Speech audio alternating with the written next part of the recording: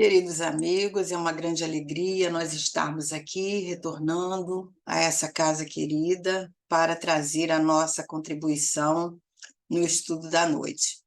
E o tema de hoje está contido lá no Livro dos Espíritos, no capítulo onde Kardec vai tratar das leis morais, na terceira parte do Livro dos Espíritos. E nós vamos, então, estar comentando as questões 664 a 666, onde ele conversa com os espíritos, ele questiona aos espíritos sobre a utilidade das nossas preces em favor dos espíritos que partem para o mundo espiritual, como também daqueles que sofrem. E são questões muito importantes para o nosso entendimento. Será que a nossa prece é útil? Favorece esses irmãos? Será que as nossas preces podem mudar as situações em que eles se encontram? São questionamentos que o nosso codificador fez aos espíritos superiores, e eles vêm nos dar uma resposta bem calcada em tudo que já foi falado sobre a prece, principalmente lá no Evangelho segundo o Espiritismo, né, onde também temos 2 capítulos onde nós estudamos com maior profundidade todo o mecanismo da prece, e agora Kardec vai questionar a esses espíritos sobre essa utilidade das nossas preces em favor desses irmãos. E nós sabemos que a prece é de grande importância para todos nós, não só os encarnados, mas todos nós, né? Espíritos que estamos na nossa caminhada, seja no mundo físico ou no mundo espiritual, a prece é utilizada em todos os âmbitos, né? Nós vemos lá os livros de André Luiz nos elucidando sobre o valor da prece, a prece de Ismalha, orando por todos aqueles espíritos adormecidos ali no capítulo 11 do livro Os Mensageiros. E os espíritos nos afirmam que todas as nossas preces são ouvidas. E então a gente lembrou também em relação às elucidações que Jesus dá a Pedro, a Simão Pedro, lá no capítulo 18 do livro Boa Nova, onde Jesus vai ensinar a oração dominical. E antes de Jesus fazer aquela prece, fazer a oração do Pai Nosso, né? Essa oração que se tornou universal, ele comenta, ele ensina, conversa com Pedro sobre como nós devemos entender a prece. E após Pedro questionar, né, sobre várias questões, Jesus diz a ele que a prece deve ser para nós como a respiração. Nós não podemos viver sem respirar. Então, também não devemos poder viver ou não devemos viver sem a oração. Então, a oração faz parte desse mecanismo de ligação entre nós e o Criador, possibilitando, assim, inúmeros benefícios, né? E, sendo assim, nós entendemos, então, que todos nós precisamos da prece, precisamos desenvolver esse hábito da prece. E aqueles que partem para o mundo espiritual, principalmente, eles precisam muito das nossas preces. Na verdade, os espíritos que partem para o mundo espiritual, aqueles que estão em sofrimentos, aqueles que estão naquele período de perturbação, como Kardec denominou, né, como os próprios espíritos vêm nos falar, são períodos delicados, onde necessitam das nossas preces para que eles possam entender o momento que vive. E quando estão em sofrimento, imploram, na verdade, pelas nossas preces, no sentido assim, há um desejo muito grande por parte desses companheiros em receber um alívio, receber algum alento para as suas dores, para as suas dificuldades. E sendo assim, então, Kardec, através dos espíritos, vem nos esclarecer de maneira assim especial que a prece, além de ter um papel de fortalecimento individual a cada um de nós, um papel de iluminar a nossa mente, no sentido de trazer um conforto, de trazer essa pacificação íntima, né, ela nos oferece condições de alcançar a mente daquele por quem oramos, a fim de que nós podemos fazer esse companheiro ou esses companheiros compreender, fazê-los pensar em agir diferente e até mesmo transformar a maneira de pensar daquele que sofre.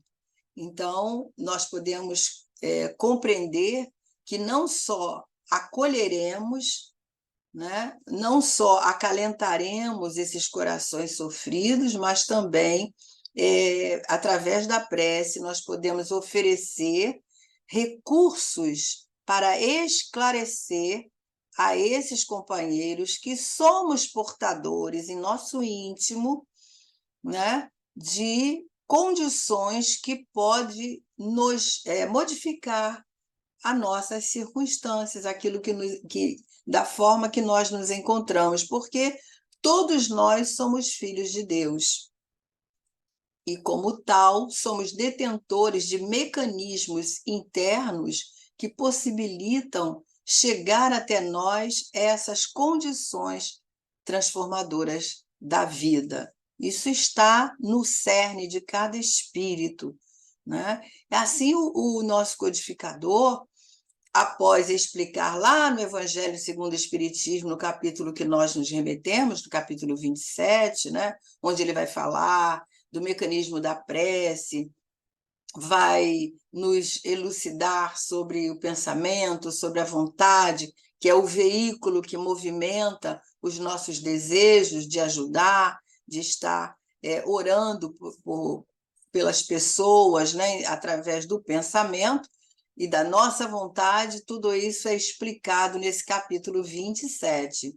E aí ele vai nos levar a entender, né, que a prece é uma ferramenta poderosa de ação, né, onde, através do pensamento e da vontade, nós podemos oferecer às criaturas uma condição de modificar a sua situação em que se encontra, né? Pode minorar as suas dores. Então, a prece torna-se, assim, um elemento capaz onde nós podemos construir uma ponte de acesso a esses corações sofredores, a esses corações que não entendem a nova dimensão em que se encontram, e dando a eles condições de entender que a morte não existe, que o sofrimento não é para sempre e que Deus não nos abandona jamais. Então, dentro dessa perspectiva de ação, nós vamos entendendo que a prece oferece condições de grande teor espiritual, de grandes possibilidades àquele que sofre, porque ele tem condições de entender por ele próprio que ele pode modificar as suas circunstâncias, a situação ao seu redor. São forças, energias espirituais que estão no cerne do espírito, né? E que nós temos essas condições de retirar de dentro de nós essas potências, essa energia, né? Através da vontade, através do entendimento e através dos nossos pensamentos. Então, através desses sentimentos que nós enviamos pelas nossas preces àqueles que sofrem, nós temos condições também de reanimar esses companheiros, de oferecer coragem, de fazer com que eles sintam esperanças, de fazer com que eles se sintam menos infelizes e entendam que não estão abandonados, que estão sendo cuidados com muita amorosidade pelos amigos espirituais, que os observam, que os atendem na medida do possível, mas que eles não conseguem visualizar, não conseguem, muitas vezes, ou na maioria das vezes, ouvir as suas vozes, ouvir os seus ensinamentos, né? Então, sofrem por se sentirem sozinhos, abandonados, né? E nós, como aqueles que sabemos que podemos orar por esses companheiros, devemos agradecer a Deus a oportunidade que nos é dada de oferecer esse lenitivo, né? Porque nós temos condições de entender sobre essas noções profundas dos benefícios da prece. Então, o desejo que pode reverberar nesses espíritos na vontade de mudar, na vontade de se melhorarem, quando são atendidos pela prece, quando são envolvidos pelas preces que fazemos, atrai para junto deles, para junto desse espírito sofredor, para junto desse espírito que desencarnou e que desconhece a sua realidade, eles podem atrair esses espíritos melhores do que ele, que vão ajudá-lo, que vão esclarecer, que vão consolar, né? E dar-lhes esperança, trazer o bom ânimo para que eles possam entender que jamais se encontram sozinhos. Então, Allan Kardec, lá na questão 665, dando continuidade aí à nossa sequência de questões, ele vai esclarecer também que muitas pessoas, né, podem ter opinião de que a prece pelos mortos, a prece por aqueles que partiram, ela não se acha prescrita no Evangelho, e por isso a rejeitam. E aí Kardec pergunta aos espíritos o que nós devemos pensar sobre isso. E os espíritos respondem, né, que certamente muitos pensam assim, porque de acordo com a crença, com os valores que têm a respeito da vida após a morte, para eles a alma tem duas alternativas: ser salva ou ser condenada às penas eternas. Ou seja, ao morrer, pensando assim, o indivíduo tem o seu futuro definido. Ou vai para o céu ou vai para o inferno. E, eventualmente, algumas dessas almas podem estar em um purgatório transitório enquanto aguardam ali a definição do seu destino. Esse era o entendimento que a teologia nos oferecia.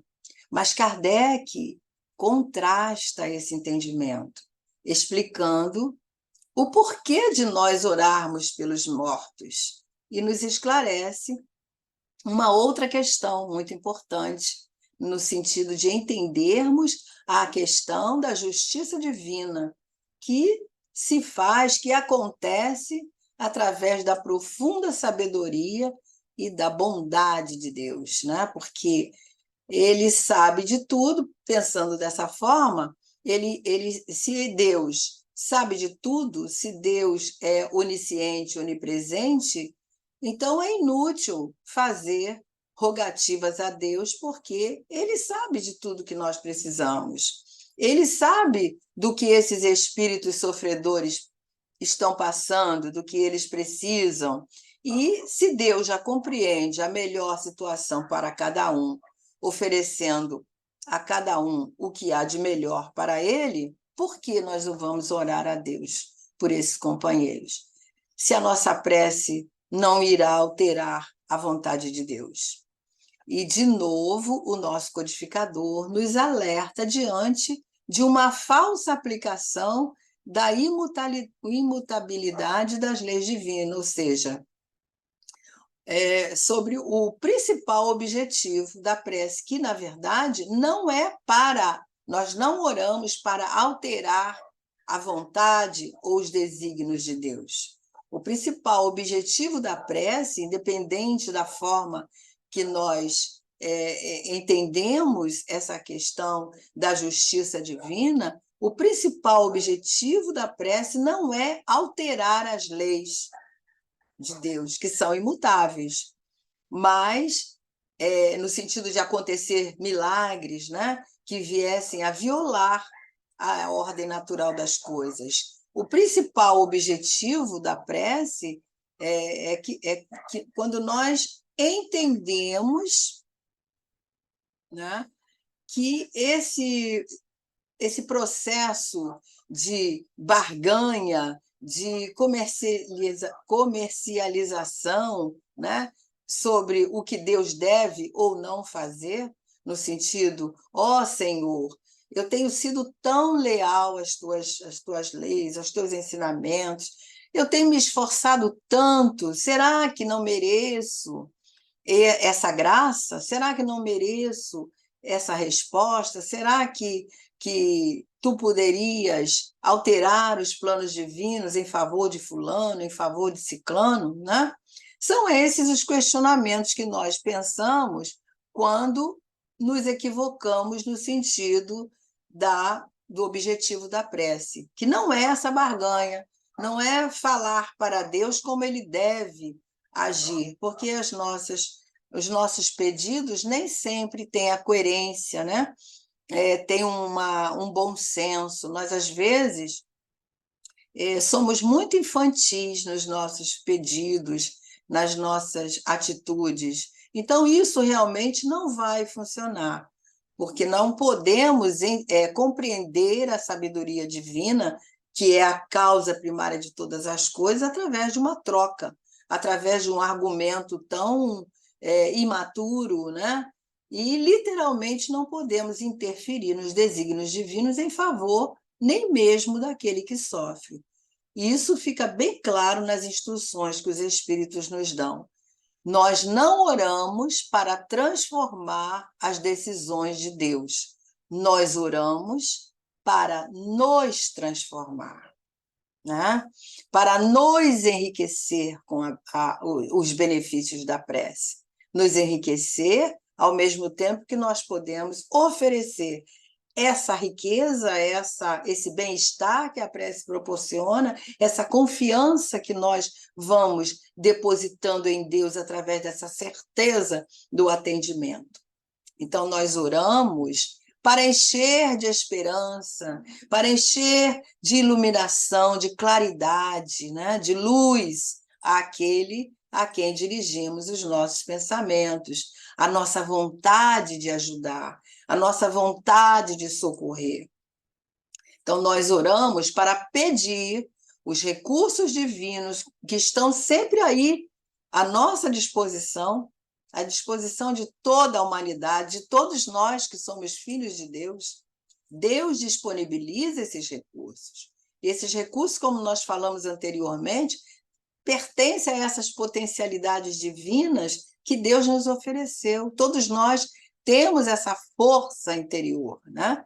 Basta que nós utilizemos da nossa vontade. Isso está dito lá também no Evangelho, no capítulo da fé que transforma montanhas, onde o Espírito Lázaro vem trazendo para nós essa certeza de que se nós soubéssemos a força interior que nós somos detentores, faríamos verdadeiros milagres, entre aspas, né?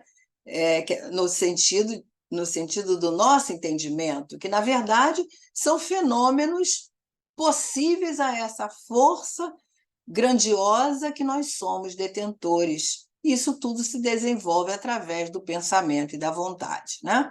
Então, nós oramos para pedir a Deus que permita, por exemplo, que aquele que passa pelaquela dificuldade, para aquele sofrimento, compreenda a grande oportunidade que tem agora à sua frente, né? A grande oportunidade que está sendo dada à sua frente, nesse momento, de compreender o momento, de aprender com esse momento, né? De refletir sobre as questões que foram feitas, foram equivocadas e que agora estão aqui à nossa frente, nos ensinando a repensar.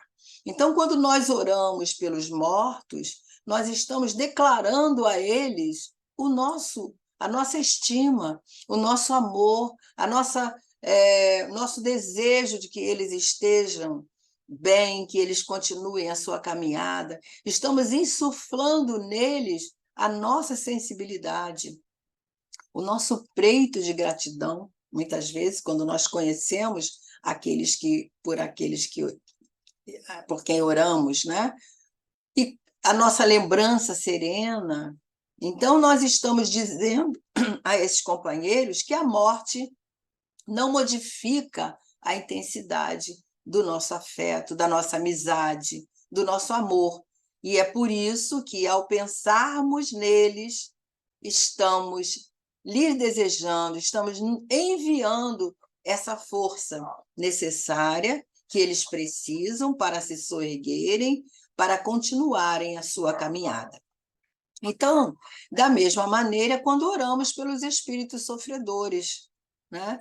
Nós não estamos querendo que Deus interfira nessas questões, nos seus sofrimentos, nas suas dores, retirando aquele sofrimento, porque a bondade de Deus está agindo sempre em favor de todos nós. Se Ele permite aquele sofrimento, se Ele permite aquela dor, é porque aquilo vai ser uma forma educativa para nós outros. Então, o que estamos procurando fazer com a prece é tocar o coração daquele que sofre, para que ele compreenda que está sendo assistido naquele momento, mesmo naquele instante de grande sofrimento para ele. Para que ele se arrependa, né? Para que ele reconheça os males que cometeu, que são a causa dos sofrimentos de agora, né? Que ele está passando. E, ao compreender essas causas, ele pode iniciar aí o processo de cessação do sofrimento, né? Porque a gente, quando compreende o motivo da dor, a gente vai sanar a dor. Porque todo sofrimento, nós sabemos que tem dia, ele não é para sempre, ele tem dia certo para acabar. E no momento em que nós encontramos as respostas que nos causam as dores, nós vamos cessar esse sofrimento, né? Então, nós precisamos entender que nós somos os agentes, ou podemos ser, né, os agentes de transformação desses espíritos, mediante o entendimento das leis e do exercício, da observação dessas leis em nossa vida, através das nossas atitudes renovadas. Então, sendo assim, meus amigos, nós entendemos que orar é criar condições em nós ou naqueles por quem oramos, para que possamos compreender a bondade de Deus. E quando oramos pelo outro, ou por nós, quando caímos em si, quando entendemos as questões, né, nós vamos, então, reconhecer que aqueles equívocos que cometemos, né, são os causadores da minha dor. E, assim, é possível abrir na alma daquele por quem nós oramos um espaço aí para o arrependimento e para uma expiação que é necessária, né? O arrependimento, a expiação e a reparação, nos diz Allan Kardec no livro Céu e Inferno. Então, a expiação é aquele momento em que o espírito, mesmo sofrendo, ele compreende o erro que praticou, o erro que cometeu. E esse sofrimento não é punitivo, esse sofrimento é educativo.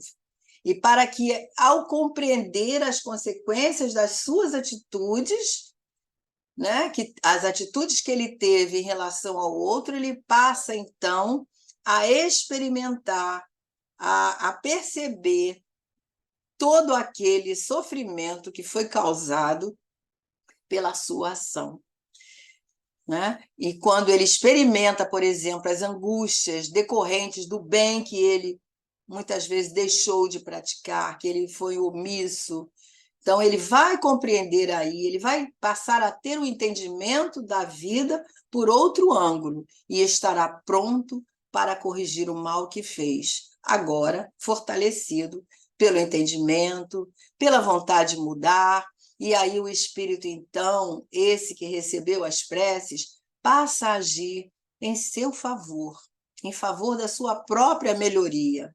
E é esse o resultado que a oração oferece.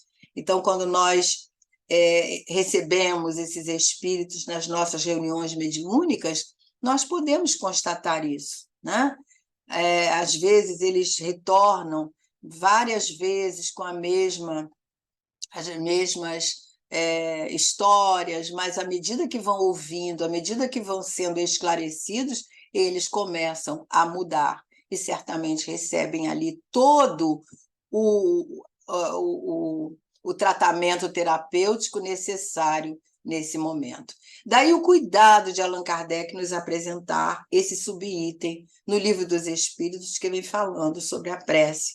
E nós podemos associar esse subitem ao item 18 e 19, lá do capítulo 27 do Evangelho segundo o Espiritismo, onde nós vamos ter uma profunda compreensão sobre a prece que podemos fazer por nossos irmãos que partiram e por aqueles que sofrem.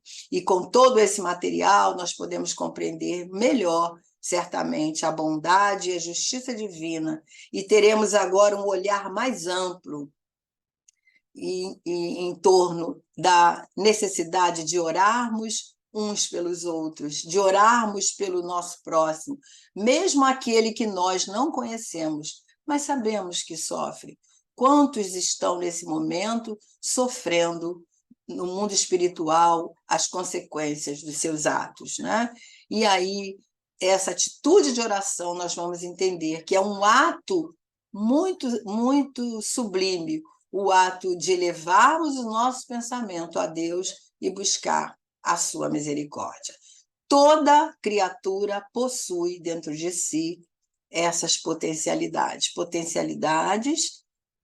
né, que nos permite pensar, refletir sobre os significados mais profundos das nossas vidas, da nossa vida, né? Reconhecendo assim que a nossa existência tem um sentido, tem um propósito, que é o nosso aprimoramento espiritual, o nosso crescimento. Fomos criados para sermos felizes. Deus nos atende em todas as circunstâncias através dos seus emissários. Então, meus irmãos, orar é elevar o pensamento, é abrir o coração, é ampliar o poder das nossas mãos através dos nossos pensamentos, da nossa vontade, e nesse instante nós podemos transformar esses corações em indivíduos, em espíritos melhores.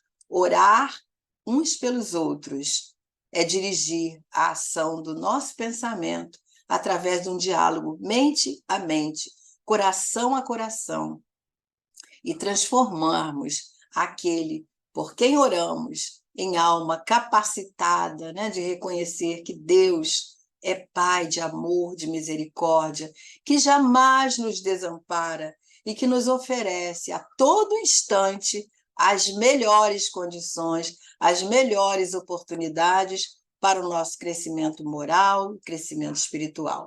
Não importa se estivermos diante das dores, da aflição, do sofrimento, do desafio ou da alegria. Em todas as circunstâncias, a prece será sempre um instrumento, uma ferramenta valiosa para todos nós nos preparando para as circunstâncias que vamos vivenciar. E eu convido a todos, deixamos aqui um dever para casa, né, a estarem lendo, examinando o caso de Jacques Latour, que vem preencher tudo isso que nós falamos, mas o nosso tempo é curto e não dá tempo de nós contarmos. Então, vamos lá no livro O Céu e o Inferno e vamos encontrar esse caso que está lá nos criminosos arrependidos. Apesar dele ser um criminoso, Kardec trata um criminoso arrependido, porque ele está nesse processo de arrependimento e de buscando o entendimento da reparação das faltas cometidas com os seus semelhantes. Então, vamos ler esse capítulo, vamos entender essas questões, né? E vamos orar pelos espíritos sofredores, pelos espíritos que partiram. E assim nós poderemos ser esse elemento de ajuda, de consolo, de esclarecimento a esses corações. Nós agradecemos a oportunidade de refletir mais uma vez sobre esse tema tão importante, de tanto valor para todos nós, e desejamos uma boa semana a todos e que estejamos sempre unidos pelos corações, pelos pensamentos. Muita paz, graças a Deus.